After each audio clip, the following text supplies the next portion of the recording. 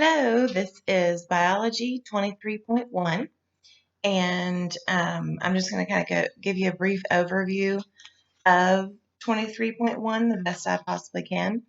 If you struggle with the different types of cells or meiosis or any of that kind of thing, there's lots of other YouTube videos that may make it a little simpler for you. And then also feel free to text or call or FaceTime or whatever throughout the week. This is a fairly difficult chapter to grasp, talking about heredity.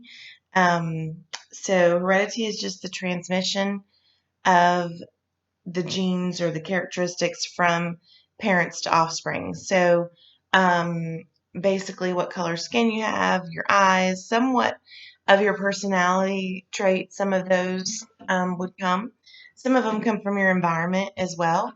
Um, even down to your lip shape, your nostril shape, your earlobes, all of that kind of stuff. Whether or not you're going to have acne, whether or not you could possibly have a disease of some sort later on. All of that is put into genetics and heredity there. All right, so the transmission of characteristic from parent to offspring is heredity, and the genes are what we're looking at. These are the units of genetic information in the chromosomes of the cell, which we talked about last chapter. Two different types of reproduction. Mainly, what we talk about most of the time is sexual reproduction, where you have to have gametes and the union of a male cell and a female cell of some sort. And then you also have, you'll see on 472, 473, asexual reproduction. And that is basically where, like the planarian that we talked about, where you can kind of cut it in half and it'll produce two. Or you cut its head in half and it reproduces two heads. Something along those lines, you can see that, or fragments will reproduce. Or also, like grass. Grass will kind of run along the ground and then pop up another blade, and run along the ground and pop up another blade. Or sometimes whenever you do, like grandma will get this start of a plant, and she will kind of cut off a leaf and put it into water and cause the roots to grow. That is also one of the types of asexual reproduction. So you can see the difference between the two. Mainly, you don't have to have those two cells that unite. So um, basically, you have to realize that, if you think about it, whenever you plant a seed or something else happens, um, like asexual reproduction, you have to have differentiation. And that's where, like, when we develop from two cells and then to 4, 8, 16, 32, 64, 128. And so anyway, we continually divide and we continue to develop. But those cells develop into skin cells. Some of them develop into muscle cells. Some of them develop into nerve cells. Some of them will develop into different types of muscle cells, cardiac muscle cells, skeletal muscle cell. You understand, you get the whole idea, right? That's called differentiation, where basically the DNA is programmed for certain cells to produce skin cells and certain cells to produce nerve cells and so on and so forth. All right, so that's pretty amazing in there. All right, so then we talk about sexual reproduction, which you can see on 474. We've talked about it pretty much all year long. Types of animals and how they reproduce, types of plants and how they reproduce. That is something that the Lord has allowed us to be able to do on our own, basically, is reproduction. So in humans, each somatic cell, each body cell, has 46 chromosomes. But the gametes, the egg cell and the sperm cell of your parents, those only have 23 each. So they combine together to be able to make one full chromosome, or somatic cell, which would be 46 chromosomes.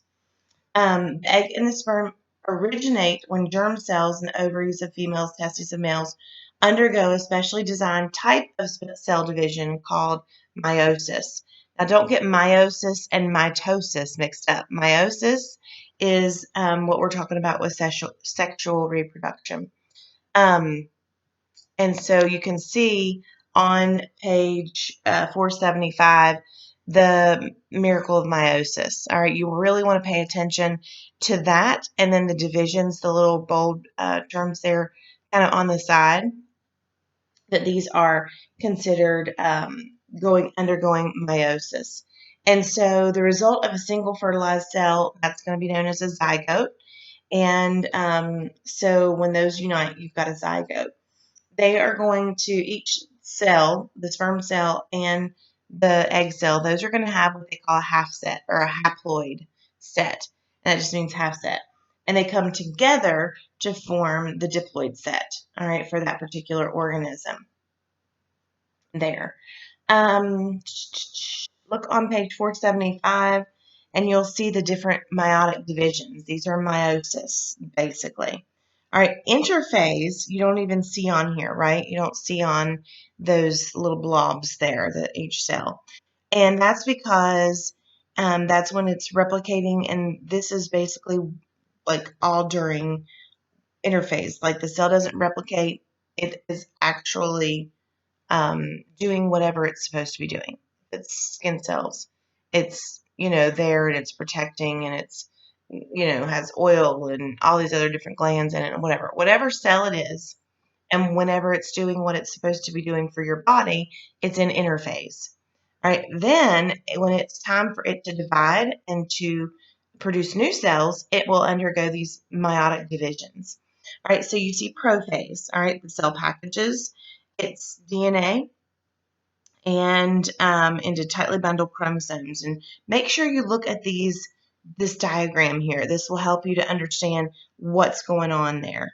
All right, and so the spindle apparatus is formed, which is what everything's going to line up on in order to be able to separate. All right, then you have metaphase, and the chromosomes will line up along the equator of the cell, middle. And you can see there in anaphase, it begins to kind of separate. It almost has like a little division in the middle there, and that's during anaphase.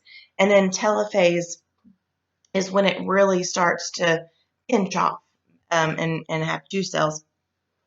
Of course, it has that copy of the DNA in each and every cell, and that's important. Then it has the second meiotic division, which would be prophase 2, metaphase 2, anaphase 2, telophase 2.